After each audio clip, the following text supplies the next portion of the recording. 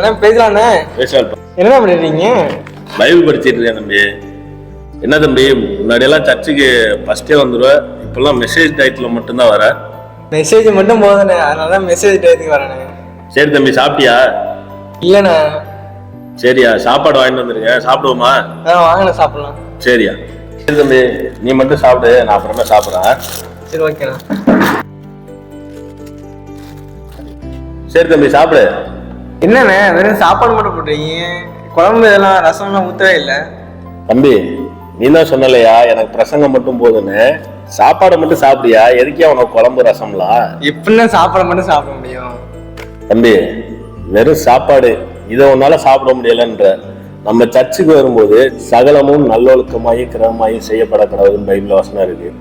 ஆலயத்துல பாத்தீங்கன்னா ஆராதனை பகுதி, பாடல் பகுதி, செய்தி பகுதின்னு இருக்கு. இன்னைக்கு அநேகர் என்ன பண்றாங்க, எனக்கு செய்தி பகுதி போதும், எனக்கு ஆராதனை பகுதி போதும், எனக்கு பாடல் பகுதி போதும்ன்ட்டு ஒரு சில பகுதிக்கு மட்டும்தான் வராங்க. ஒரு பிரேயரை ஃபுல்லா அட்டன் பண்றது கிடையாது. இப்ப நீ சாப்பாடு நான் போட்டிருக்கேன், உனக்கு உன்னால இதை சாப்பிட முடியுதா? முடியல. ஏன்னா உனக்கு ஏதாவது நான் இப்போ ஏதோ ஒரு குழம்போ இல்லை ரசமோ கொடுத்தேன்னா நீ என்ன பண்ணுவ, அந்த சாப்பாடை ஃபுல்லாக சாப்பிடுவேன்.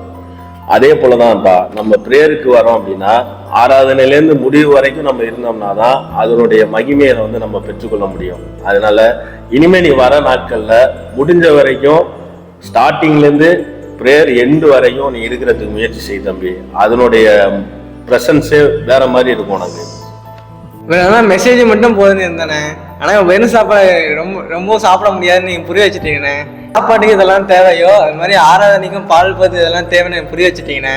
இனிமேல் வரக்கூடிய நாட்கள் நான் ஸ்டார்டிங்லேருந்து எண்டு வரையும் ஃபுல்லாக கலந்துக்க முயற்சி பண்ணுறேண்ணே.